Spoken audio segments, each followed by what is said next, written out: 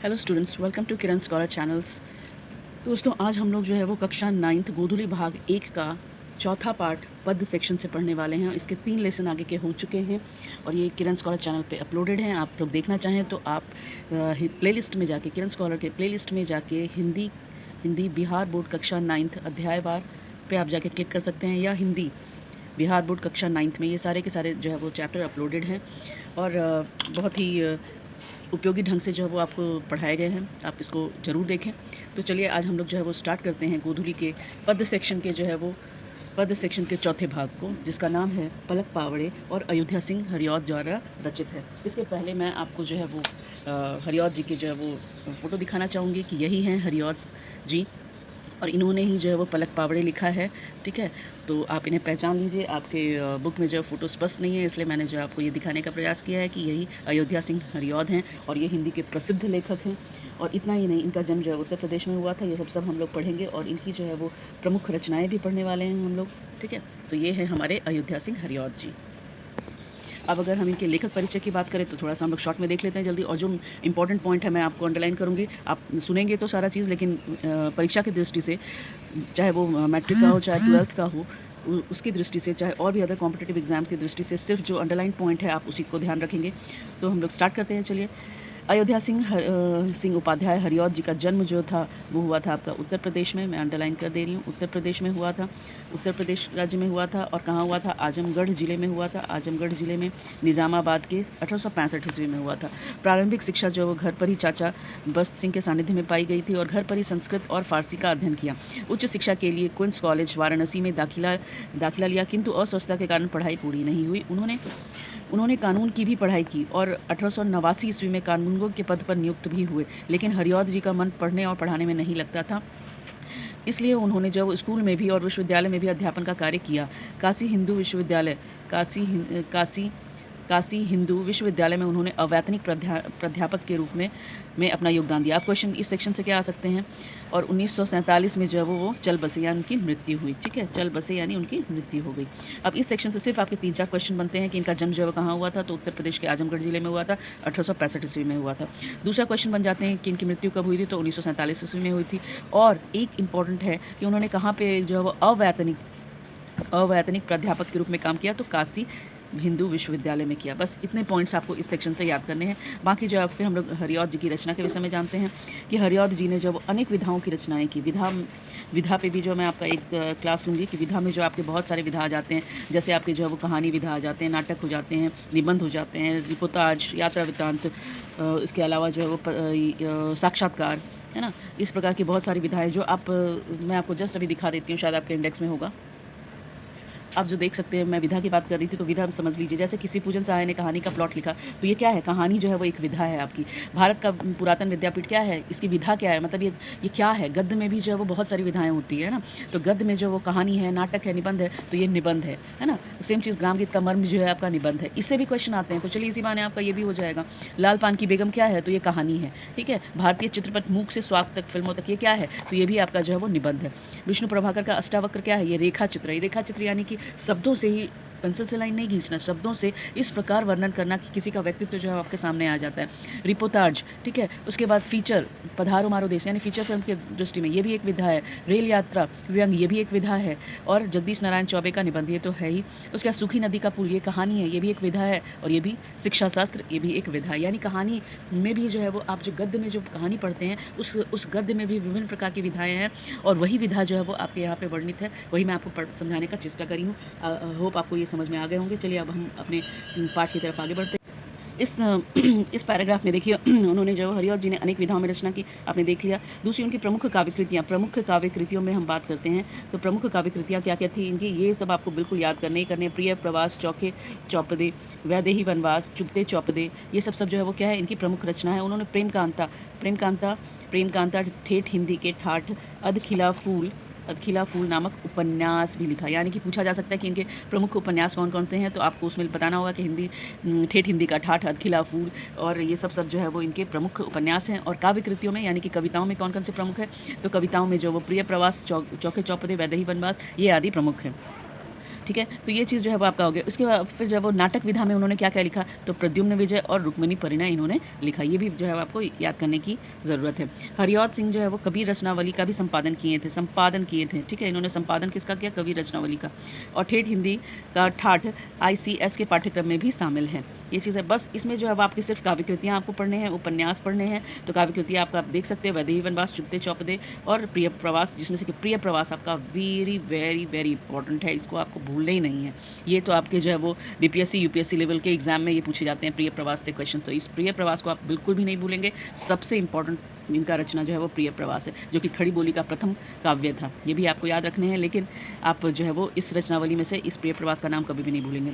चलिए अब आगे देखते हैं क्या बोलना चाह रही है। खड़ी बोली के काव्य भाषा के पद पर प्रतिष्ठित करने वाले कवियों में हरिऔध का नाम महत्वपूर्ण है ना। खड़ी बोली यानी कि हिंदी, जैसे कैसे संस्कृत से जो वो हिंदी का विकास हुआ, तो उसी में जो है खड़ी बोली में जो है इन्होंने काव्य भाषा को जो है वो प्रतिष्ठित करने में इनका बहुत बड़ा योगदान था। 19वीं शताब्दी के अंतिम दशक में साहित्य के क्षेत्र में आने वाले हरिऔध आरंभ में नाटक और उपन्यास लेखन की ओर आकृष्ट हुए, परंतु इनकी प्रतिभा का विकास जो है वो कवि के रूप में। इस बात को आपको ध्यान रखना है कि प्रतिभा का विकास किस में हुआ, कवि के रूप में हुआ, ठीक है। हरिऔध को कवि के रूप में सर्वाधिक प्रसिद्धि उनके काव्य प्रिय प्रवास के कारण मिली। प्रसिद्धि जो है वो किसके कारण मिली, ध्यान देना है आपको, प्रिय प्रवास के कारण मिली। बस यही 2 पॉइंट सब बनते हैं। खड़ी बोली की भांति प्रस्तुत करने के लिए उन्होंने अपनी रचना को कई रंग भरे और संस्कृत वर्णवृत्तों में नितांत तत्सम शब्दावली प्रिय प्रवास में प्रयुक्त की। तो एकदम बोलचाल की खड़ी बोली अपने चौपदे में। अभी देखिए तत्सम शब्दावली, तत्सम मतलब संस्कृत की शब्दावली उन्होंने प्रिय प्रवास में प्रयुक्त की, लेकिन बोलचाल की भाषा से जो है वो इन्होंने जो चौके चौपदे जो कविता है उसमें उन्होंने बोलचाल की भाषा का जो है वो प्रयोग किया। इस प्रकार जो है आप देख सकते हो कि जब, और ये इनका कवि परिचय हो गया। और प्रस्तुत कविता यानी पलक पावड़े में जो है वो प्रकृति का व्यापक मनोहारी, अब ध्यान देना है बस, केवल ये अगर सार आप याद रख लेंगे तो आपका बहुत ही काम बन जाएगा। यानी प्रकृति का व्यापक मनोहारी रूप जो है वो प्रकट हुआ है, और इसमें जो प्रकृति, सौंदर्य, प्रेम, स्वतंत्रता के भाव जो है वो संस्कृत रूप में व्यक्त हुए। किसमें, पलक पावड़े में। बस इतना इंपॉर्टेंट लाइन्स है। अगर आप ये कर लेते हैं तो आप जो है वो मतलब समझिए कि आपका MCQ की दृष्टि से आपका ये चैप्टर जो है वो बिल्कुल तैयार हो गया। अब जो है वो हम लोग सब्जेक्टिव की तरफ आके देखते हैं कि इनके जो है वो कविता में क्या कहा गया है। शॉर्ट में हम लोग फटाफट समझ लेंगे। चलिए, आज क्यों घोर है बहुत भाता, क्यों खिली आसमान की लाली, किस लिए है निकल रहा सूरज, साथ रोली भरी थाली, है ना। मतलब बोल रहे हैं कि आज सुबह जो है वो क्यों बहुत ज़्यादा जो है वो महत्वपूर्ण होता जा रहा है ना। उसके बाद जो है वो क्योंकि वो जो है वो इतना सुंदर दिख रहा है, क्योंकि उसके चारों ओर जो आभा निकलती है। आप रोली चंदन यूज करते होंगे तो रोली का आपने कलर देखा होगा कि लाल रंग का जो है वो पूरा चंदन होता है जिससे आप तिलक करते हैं। उसी कलर का जो है वो आसमान पूरा दृष्टिगोचर हो रहा है। और क्योंकि वहीं से जो है वो सूरज जो है वो प्रातः काल में उदय हो रहा है। इस तरह क्यों चहक उठी चिड़िया सुन जिसे है बड़ी उमंग होती, ओश आकर तमाम पत्तों पर क्यों गई है बिखेर यो मोती, पेड़ क्यों है हरे भरे इतने, किस लिए फूल है बहुत फूले, इस तरह किस लिए खिली कलियाँ, है ना। देखिए अब फूल क्यों खिल रही है, कलियाँ क्यों खिल रही है, पत्ते जो है वो उससे जो है वो इतनी सुंदर क्यों दिख रहे हैं, जिस प्रकार जैसे कि लगता है कि मोती बिखरे हुए। ये इन्होंने सिर्फ प्राकृतिक छटा का वर्णन किया है यहाँ पे। क्यों हवा है संभल संभल चलती, किस लिए है जहाँ जहाँ थमती, मतलब कभी हवा चल रही है कहीं थम जा रही है, सब जगह एक एक कोने में क्यों महक है पसारती फिरती, यानी कि फूलों की जो खुशबू है वो क्यों कोने तक जो फैला रही है। सॉरी, आपको दिख नहीं होगा। क्यों हवा है संभल संभल चलती, इसलिए जहाँ तहाँ थमती, सब जगह एक एक कोने में क्यों महक है पसारती फिरती, है ना। लाल नीले सफ़ेद पत्तों पर, है ना, लाल नीले सफ़ेद पत्तों में भर गए हैं फूल बेली बहली क्यों, झील तालाब और नदियाँ में बिछ गई है चादर सुनहरी क्यों। यानी कि जो वो लाल नीले सफ़ेद पत्तों में भर गए हैं फूल, मतलब सफ़ेद और नीले पत्ते जो है उसके के बीच में जो पूरा फूल जो है वो से भरा हुआ है। झील तालाब नदियाँ में जो है वो में बिछ गई हैं चादरें चादरें सुनहरी।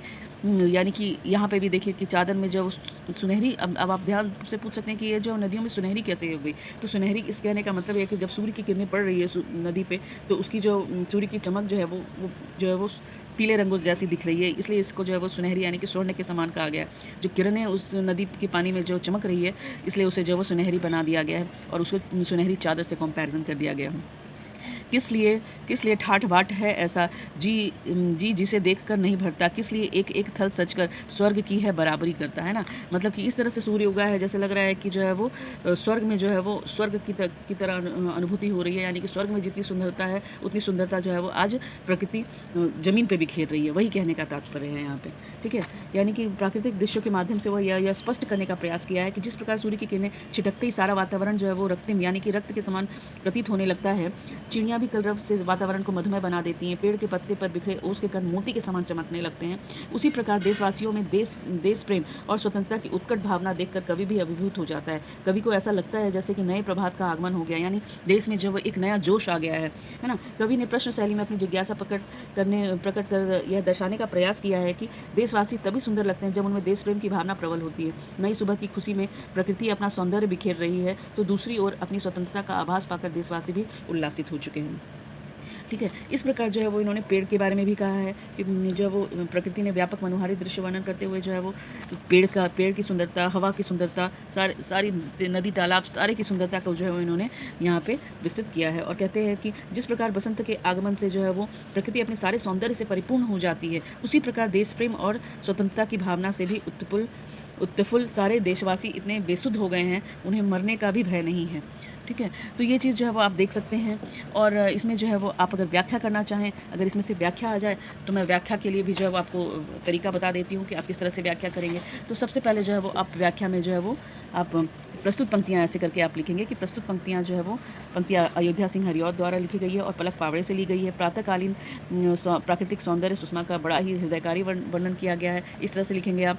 उसके बाद फिर अर्थ की दृष्टि से देखेंगे तो अर्थ की दृष्टि से जो है आप अपनी भाषा में जो किसी भी तरह से लिख सकते हैं। जैसे आप जो है वो पेड़ क्यों हरे भरे दिखते हैं, तो आप इसमें ये देख सकते हैं जैसे कि प्रस्तुत पंक्ति में सेम चीज़ वही करेंगे। कवि का कहना है कि जिस प्रकार बसंत के आगमन होते ही प्रकृति अपने सारे सौंदर्य से परिपूर्ण हो जाती है, उसी प्रकार देश प्रेम तथा स्वतंत्रता की भावना से उत्फुल्ल सारे देशवासी इतने बेसुध हो गए हैं कि उन्हें मरने का भी भय नहीं है। यहाँ देखिए प्रकृति का भी वर्णन किया गया है और नया प्रभात का भी वर्णन किया गया है, प्लस देश में जो है वो जो आप इनके जन्म से ही आप अनुमान लगा सकते हैं कि उस समय जो है वो हमारे देश की स्थिति अच्छी नहीं थी, इसलिए ये लोग जो है वो स्वतंत्रता के लिए तत्पर थे और लोगों में जो नया जोश भरना चाहते थे, इसलिए इस प्रकार की रचनाएं रची गई। कभी प्रकृति से संबद्ध करके उन्हें बताया गया कि जो है वो आप जो है वो जिस प्रकार प्रकृति में नया प्रभात आया है उसी प्रकार देश में भी आप नया जागरण लाइए, और इस तरह लोगों को उन्होंने प्रेरित किया है ना।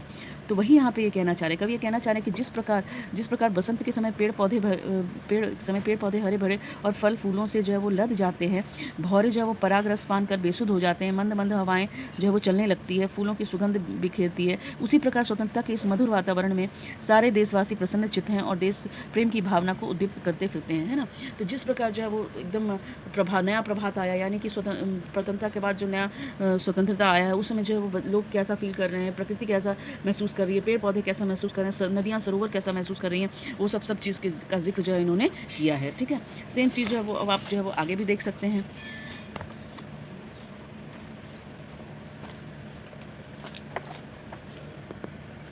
इसी तरह देखिए अब लास्ट की दो पंक्तियां बची हुई हैं। किस लिए है चहल पहल ऐसी, किस लिए धूमधाम दिखलाई, कौन सी चाह आज दिन किसकी आरती है उतारने आई। किस लिए चहल पहल ऐसी, किस लिए धूमधाम दिखलाई, कौन सी चाह आज दिन किसकी आरती है उतारने आई। देखते रहा थक गई आंखें, क्या हुआ क्यों तुम्हें न पाते हैं, आ अगर आज आ रहा है तू, हम पलक पावरे बिछाते हैं। ठीक है, ये चीज़ देखेंगे आप लोग, इसका भी जो है वो हम लोग अर्थ विश्लेषण कर लेंगे। ध्यान दे दीजिए, कुछ शब्दार्थ भी हैं यहाँ पे। चहल पहल मतलब हलचल, धूमधाम, खुशीपूर्वक, चाह मतलब इच्छा, पलक मतलब आँख की पलके, पावड़े मतलब होता है स्वागतार्थ, कुमकुम, है ना, आदि मार्ग में बिखेरना। अब इसमें जो है वो क्या कहना चाह रहे हैं कवि हरिऔध जी जिज्ञासा भरे शब्दों में कहते हैं कि इतनी हलचल क्यों है, इतनी खुशी किस लिए प्रकट की गई है, किस इच्छा की पूर्ति के लिए आज के दिन यशोगान होने वाला है, देश की सफलता की प्राप्ति की प्रतीक्षा करते करते आँख पथरा गई है, किस कारण यह सफलता हमें नहीं मिल रही। अपना हार्दिक उद्गार प्रकट करते हुए कवि कहता है कि यदि आज वह सफलता मिल रही है तो हम तुम्हारे स्वागत में इस तरह सफलता रूपी मार्ग को सजाकर जिज्ञासा भरी दृष्टि से प्रतीक्षार्थ हैं, यानी कि हम प्रतीक्षा कर रहे हैं कि हमें सफलता मिले, हमारा देश आज़ाद होकर फिर स्वतंत्र और फिर सोने की चिड़ियाँ बन जाए, है ना। तो सिर्फ जब ये अर्थ हो गया, इसका व्याख्या में आप चीज़ सेम देख सकते हैं कि प्रस्तुत पंक्तियाँ जो है वो हरिऔध कविता द्वारा रचित है। इन्होंने जो पलक पावड़े पाठ से इस पंक्ति को ली है। इसमें जो है वो चिर प्रतिरक्षित स्वतंत्रता प्राप्ति के प्रति अपनी उत्कंठा को प्रकट की गई है। ठीक है, उसके बाद उत्कंठा को प्रकट किया। कवि कहना चाहते हैं कि इस नवविहान के अवसर पर लोगों में नया जोश आ गया है। ये स्वतंत्रता देवी की आरती उतारने के लिए उतावले हैं, क्योंकि इस स्वतंत्रता प्राप्ति की आशा में लोगों की आंखें पथरा सी गई हैं। यदि कवि अपना हार्दिक प्रसन्नता प्रकट करते हुए कहते हैं कि यदि आज हमें स्वतंत्रता प्राप्त होने जा रही है तो हम स्वतंत्रता देवी के स्वागत में पलक पावड़े बिछा देते हैं। अतः कवि यह कहना चाहते हैं कि हम देशवासी अपने स्वतंत्रता प्राप्ति के लिए इतने उत्कंठित हैं, इतने व्याकुल हैं कि हम अपना सर्वस्व स्वतंत्रता की खातिर अर्पित करने को तत्पर हैं, क्योंकि इसी स्वतंत्रता के माध्यम से हमें पराधीनता के कलंक से मुक्ति संभव हो पाई है। ठीक है, तो ये चीज़ जो है वो महत्वपूर्ण बिंदु जो है वो आपको सिर्फ जो है वो पलक पावड़े का अर्थ देखना है, स्वागतार्थ, कुमकुम आदि मार्ग में बिखेरना, बस ये चीज़ आपके मुख्य हैं। उसके बाद जो है वो आप अर्थ में जो है वो प्रकृति का वर्णन करते हैं। ये सिंपल हिंदी है, आप खुद भी जो है वो आप इसको देख सकते हैं। ठीक है, ये जो है वो आपके अभ्यास के प्रश्न हैं। कवि को भोर क्यों भा रहा है? क्योंकि नया प्रभात उभर रहा है। रोली भरी थाली का आशा क्या है? यानी कि जिस प्रकार जो हम लोग कुमकुम और तिलक से जो वो पूजा की थाली सजाते हैं, उसी प्रकार आसमान में जो है वो लालिमा छाई हुई है, ये कहना चाहते हैं। कवि को प्रकृति में हो रहे परिवर्तन किस रूप में अर्थपूर्ण जान पड़ते हैं, है ना? प्रकृति में हो रहे परिवर्तन जो है वो किस रूप में जो है वो सही जान पड़ते हैं या अर्थपूर्ण जान पड़ते हैं। तो आपको जो है वो मैं सिंपल जो है वो एक शॉर्ट दिखा देती हूँ। अगर आप लोग जो है वो इसका क्वेश्चन आंसर्स भी लेना चाहते हैं तो आप जो है वो आराम से जो है वो वीडियो पॉज करके देख सकते हैं। ठीक है, तो कवि को जो है पहले कवि का भोर क्यों भा रहा है ये भी देख सकते हैं आप, क्योंकि प्रकृति जो है वो सारी सौंदर्यपूर्ण सुषमा के साथ किए हुए। हम लोग क्वेश्चन आंसर डिस्कस करेंगे, लेकिन अगर आपको जल्दी है तो आप इससे भी जो क्वेश्चन आंसर्स देख सकते हैं और जो है वो वीडियो पॉज करके आप इससे नोट कर सकते हैं। ठीक है, कवि को प्रकृति में हो रहे परिवर्तन किस रूप में अर्थपूर्ण जान पड़ते हैं? तो अर्थपूर्ण इसलिए जान पड़ते हैं क्योंकि माध्यम से यह संदेश देना चाहते हैं, क्योंकि यह संदेश देना चाहते हैं कि परिवर्तन ही जो है वो जीवन में आगे बढ़ने के लिए प्रेरित करता है। बस इससे जड़ता नष्ट होती है, जीवन में गतिशीलता आती है। आंसर खत्म। हवा में कौन कौन से कार्य व्यापार कविता में बताए गए हैं? तो क्या क्या हो रहा है? संभल कर चलना हो रहा है। उसके जहाँ थमना जो इंपॉर्टेंट है मैंने आपको लगा दिया यहाँ पे। जहाँ थमना, सुगंध और स्वत्र बिखरना। सुनहरी चादरें कहाँ बिछी हुई है? तो नदी और तालाबों में बिछी हुई है। झील, नदी, तालाब आदि में बिछी हुई है। प्रकृति स्वर्ग की बराबरी कैसे करती है? क्योंकि स्वर्ग से बराबरी इसलिए कर रही है क्योंकि अपने सौंदर्य साधनों से जो है वो से के कारण जो है वो अति रमणीय माना जा रहा है। किसको? प्रकृति को। ठीक है, इसी प्रकार प्रातःकाल में प्रकृति का कण कण सौंदर्यपूर्ण सुषमा दे रहा है। ये इंपॉर्टेंट थोड़ा क्वेश्चन है। उसके बाद फिर 7 नंबर क्वेश्चन देखेंगे। कवि को ऐसा लगता है कि प्राकृतिक व्यापारों के प्रकट होने के पीछे कोई गूढ़ अभिप्राय है, या गूढ़ अभिप्राय क्या हो सकता है? आप क्या सोचते हैं? अपने शब्दों में लिखें। तो गूढ़ अभिप्राय ये है कि जो है वो आपका प्रकृति अपने कार्य व्यापार के माध्यम से लोगों में चेतना का भाव भरती है और शिक्षा ग्रहण। बस इतना आप डाल सकते हैं। ठीक है, उसके बाद जो है वो आप इसको आप डिस्क्राइब भी कर सकते हैं, लेकिन शॉर्ट में जो है वो आप इतना लिख सकते हैं। उसके बाद फिर देखेंगे आप कि सूर्य नियत समय पे अंधकार को दूर भगाता है। जैसे सूर्य जो है वो अंधकार को दूर भगाता है। पेड़ पौधे जो है वो फलते फूलते हैं, जल बरसा कर। ये अपना डिस्क्राइब कर सकते हैं, लेकिन मेन चीज़ आपका एक लाइन में आंसर हो गया। यह कविता नवजागरण स्वतंत्रता संग्राम में लिखी गई थी। ठीक है, लिखी गई थी और नई चेतना, नए विहान आने को था। इस कविता में इसकी कोई आहट है? अगर हाँ है तो स्पष्ट करें। हाँ, बिल्कुल आहट है। ठीक है, बिल्कुल आहट है। ये स्वतंत्रता को सुगंध की हवा की भांति ये कविता जो स्वतंत्र की सुगंध हवा की भांति जो सर्वत्र बिखेरे फिरती है, ताकि सारा देश जो है वो स्वतंत्रता प्राप्ति के लिए समग्र रूप से उन्मुख हो जाए और समान रूप से जो स्वतंत्रता के स्वागत में तत्पर हो सके। बस आप इतना लिख देंगे, काफ़ी हो जाएगा।